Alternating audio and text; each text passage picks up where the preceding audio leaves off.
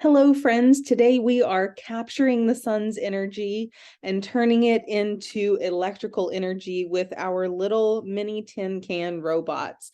These are powered by the sun, so this is a really great project to be able to finish a couple minutes early in class and take outside with the students so that they can set them on a solid flat surface and watch the sun make these projects work. If it's not a sunny day and it's raining like we had a couple weeks ago, then we have provided you with a special kind of lamp that has an old school light bulb in it, which is an incandescent light bulb that still produces the photons necessary to make these solar panels work and to make your projects work so that every student can test their project out in the classroom and make sure that they have a working project to take home with them.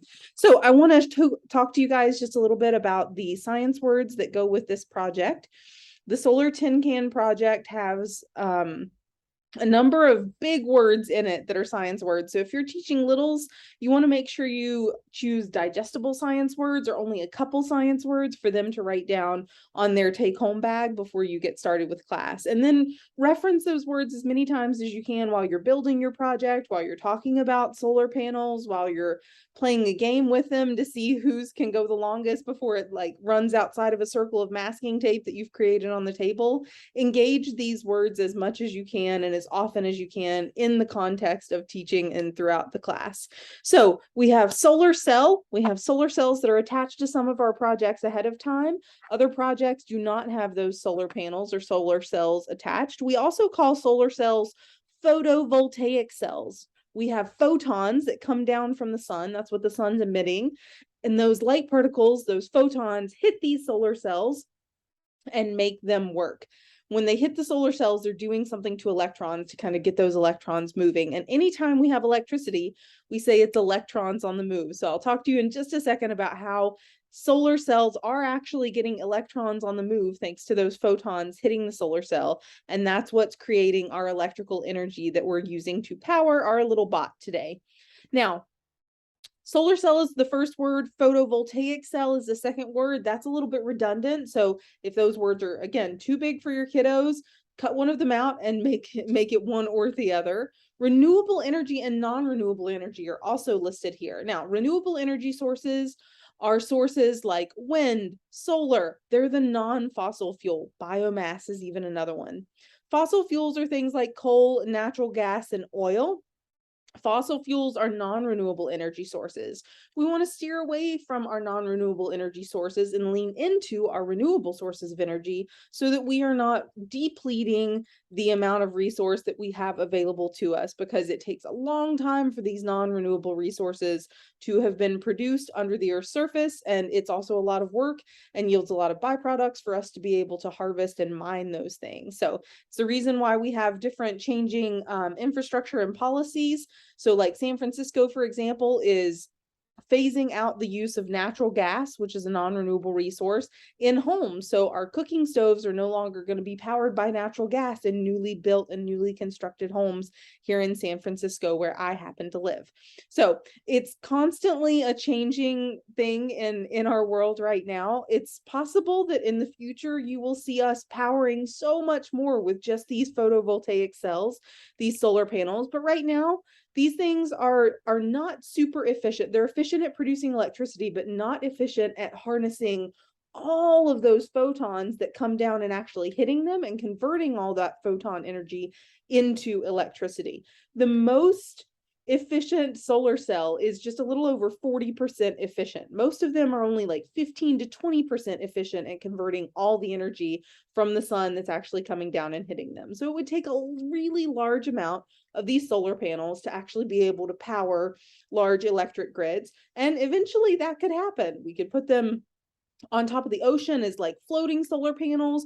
We could cover up farmland and give shade for crops and for grazing animals like sheep by using all of these solar panels to kind of lay over top of that land. And so there's lots of really cool, innovative, mixed ways that we can use these that I hope happen and I hope to see in the future. So a little bit more about how a solar panel works. It is actually made of silicon, and silicon has two different layers to it when they're produced in solar panels. So there's an N-type on the top and a P-type on the bottom.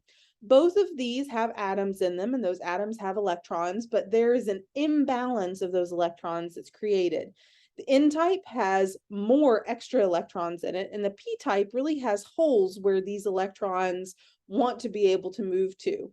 So basically, when we have this N-type with an abundance of electrons and a P-type with a lack of electrons in places where the electrons can go to, it creates this kind of area where electrons want to go to the other side of the solar panel, and they can't get through the middle, so they have to go out through a circuit, be able to power something on the other end, and then come back through. So there's a flow of electrons that's created where the electrons aren't destroyed. They're not going anywhere outside of this system. So it's completely replenishing itself as these electrons flow through.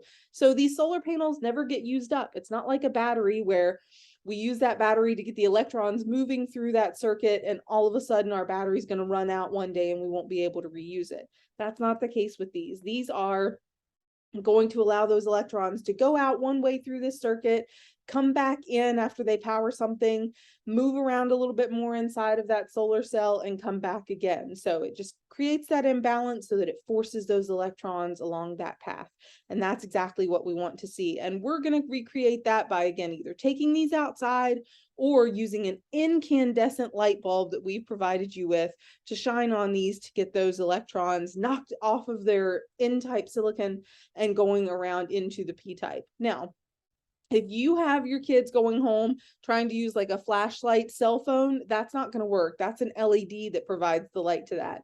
Also, those fluorescent light bulbs that we often see at schools, those aren't going to work to get these powered and moving. So you have to either take it up to a window, open a window up and stick it outside even, so it's got really direct sunlight to it, go outside, or use that incandescent light bulb that still produces lots of photons to get these moving.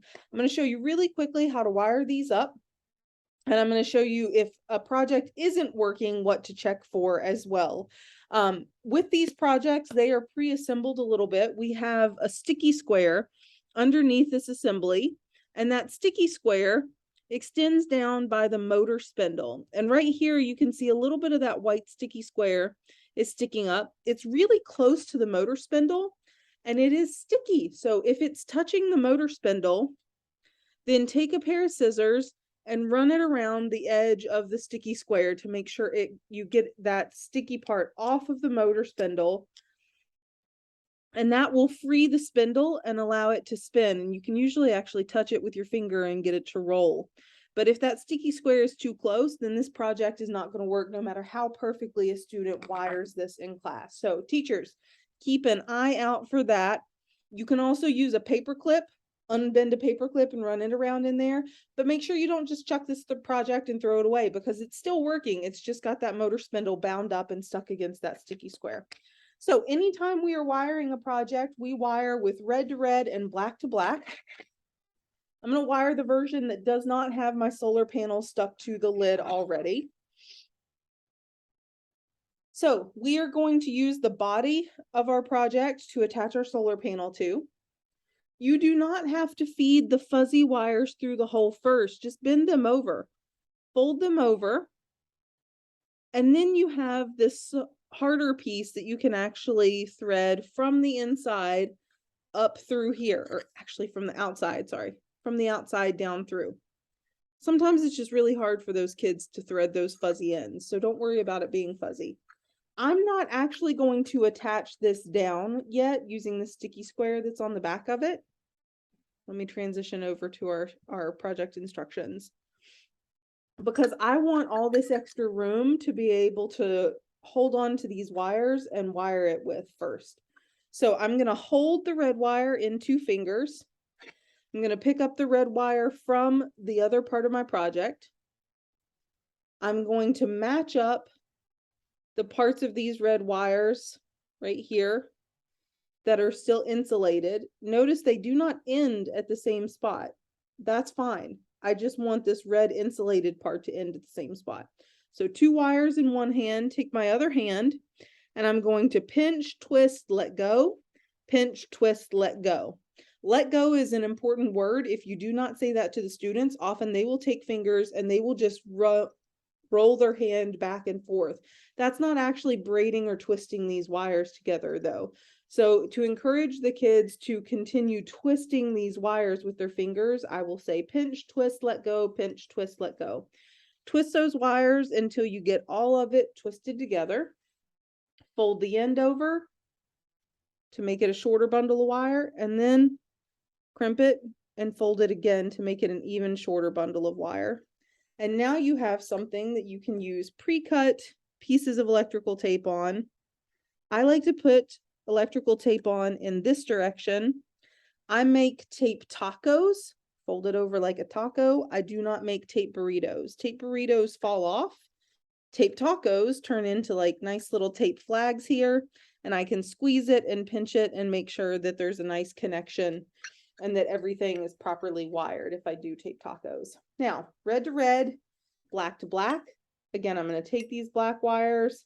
I'm going to pinch them in one hand, holding them together at the spot where the insulated part ends. Taking those fuzzy wires, I'm going to pinch, twist, let go, pinch, twist, let go until I braid these wires together all the way to the end. Fold over the long section and squeeze it. Crimp it with my fingernail to bend it, and then fold it on itself again. Take another pre-prepped piece of electrical tape, stick it on here, stick it, fold it, pinch it.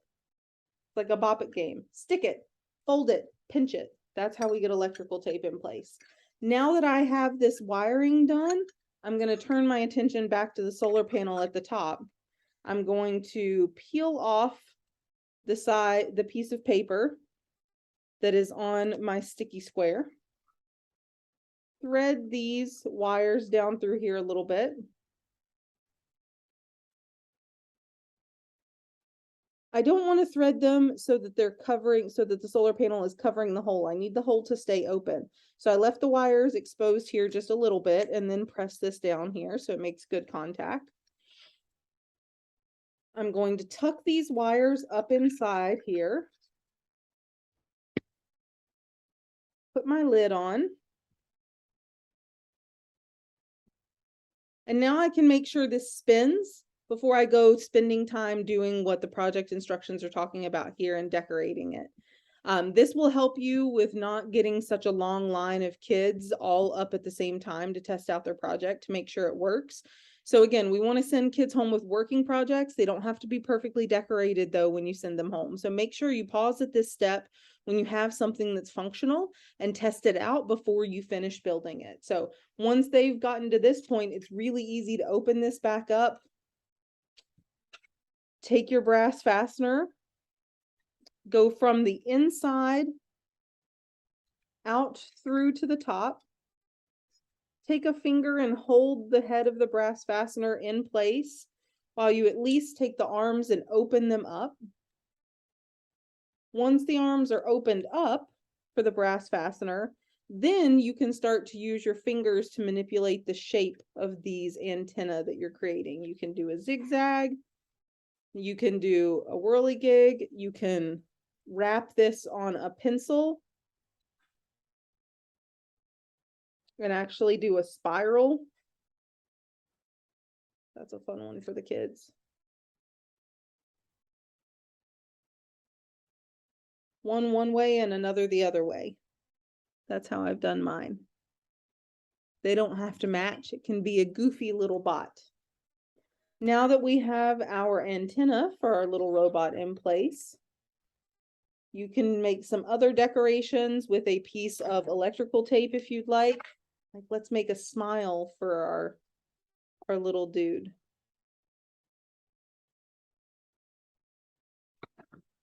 Take that electrical tape smile that I just cut out, stick it on the side of your robot next to the antenna. And then you're going to take your little googly eye stickers and stick those on here.